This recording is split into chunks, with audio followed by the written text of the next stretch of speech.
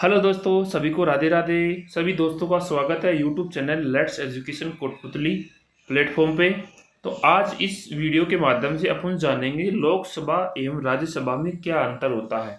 जो भी beginner student है, कॉम्पिटिटिव एग्जाम्स की प्रिपरेशन कर रहा है, उसके लिए ये वीडियो बहुत हेल्पफुल होने वाली है।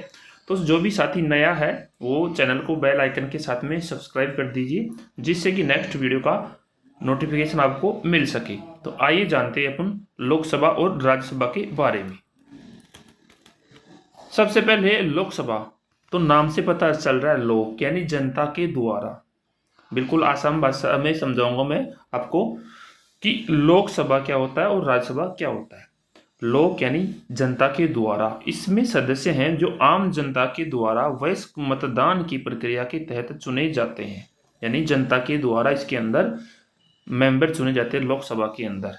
जबकि राज्यसभा में इसके सदस्य राज्य विधान सभा के निर्वाचित सदस्यों के द्वारा चुने जाते हैं।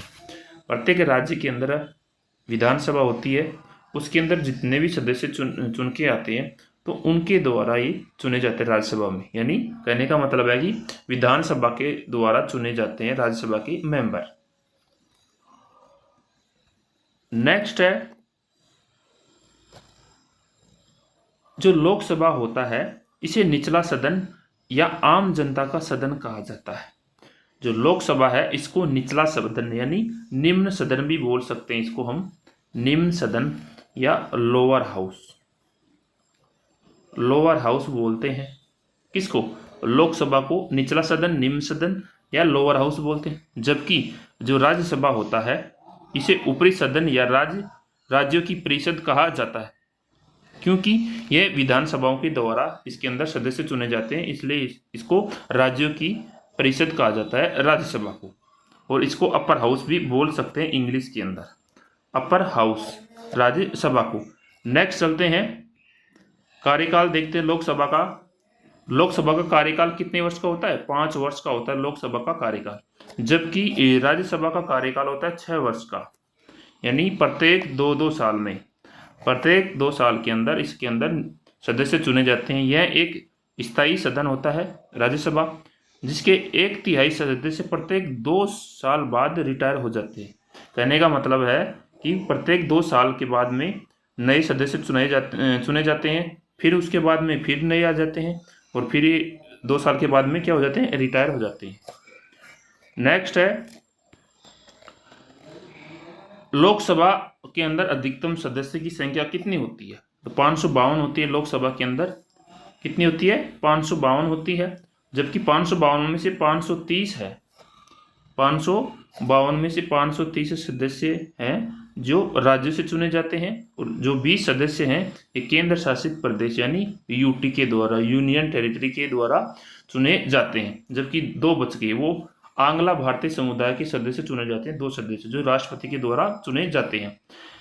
और जो राज्यसभा है इसके अंदर सदस्यों की संख्या कितनी होती है? अधिकतम 250। कितनी होती है? 250 होती है राज्यसभा के अंदर सदस्यों की संख्या। भारत के राष्ट्रपति इस सदन में आंग्ल भारतीय समुदाय के 2 सदस्यों को मनोनीत कर सकता है। मैंने बताया है थोड़ी देर पहले अभी कि लोकसभा के अंदर राष्ट्रपति के द्वारा आंग्ल भारतीय समुदाय के 2 सदस्य मनोनीत किए जाते हैं। जबकि राज्यसभा के अंदर भारत के राष्ट्रपति के द्वारा इस सदन में कला, शिक्षा, समाज सेवा एवं खेल जैसे क्षेत्रों से संबंधित कितने सदस्य? 12 सदस्य को मनोनीत कर सकते हैं। नेक्स्ट है, लोकसभा के अंदर आयु सीमा क्या होती है सदस्य बनने के लिए, यानी सांसद बनने के लिए? कि लोकसभा का सदस्य बनने के लिए न्यूनतम आयु कितनी होती है? 25 वर्ष होती है। जबकि राज्यसभा का सदस्य बनने के लिए न्यूनतम आयु कितनी होती है? 30 वर्ष। लोकसभा को हम निम्न सदन बोलते हैं, लोअर हाउस बोलते हैं। तो इससे याद रख सकते हैं कि 25 यानी कम आयु सीमा चाहिए होती है लोकसभा का सदस्य बनने के लिए। जबकि राज्यसभा का सदस्य बनने के लिए हमें क्या चाहिए? 30 वर्ष, यानी ज़्यादा है ना लोकसभा से।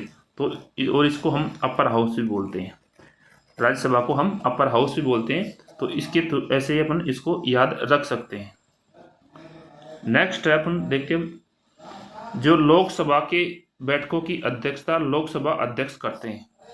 तो वर्तमान में लोकसभा के अध्यक्ष कौन है? ओम बिरला है। कौन है? ओम बिरला है लोकसभा के अध्यक्ष, जबकि राज्यसभा की बैठकों की अध्यक्षता उपराष्ट्रपति करता है। जो राज्यसभा का अध्यक्ष कौन होता है? उपराष्ट्रपति। और कौन है वो? जगदीप धनखड़। जगदीप धनखड़ हैं राज्यसभा के अध्यक्ष। नेक्स्ट है, अब धन विधेयक के बारे में जानते हैं कि धन विधेयक को केवल लोकसभा में ही पेश किया जा सकता है, क्योंकि धन को यानी देश को चलाने के लिए हमें धन की जरूरत होती है, इसलिए धन विधेयक है जो लोकसभा में ही पेश किया जाता है। यह सदन देश में शासन चलाने हेतु धन आवंटित करता है। जबकि राज्यसभा के अंदर धन विधेयक के संबंध में राज्यसभा का अधिक शक्तियां प्राप्त नहीं, यानी राज्यसभा के पास में धन विधेयक के लिए कोई शक्तियां नहीं है। तो ये था लोकसभा और राज्यसभा में अंतर, जो मैंने बहुत सरल भाषा में समझा। आई होप सबको समझ में आया होगा। और कमेंट करके बताना कि कैसी थी क्लास। तो सभी दोस्तों का धन्यवाद। Thank you. जय हिंद, जय भारत।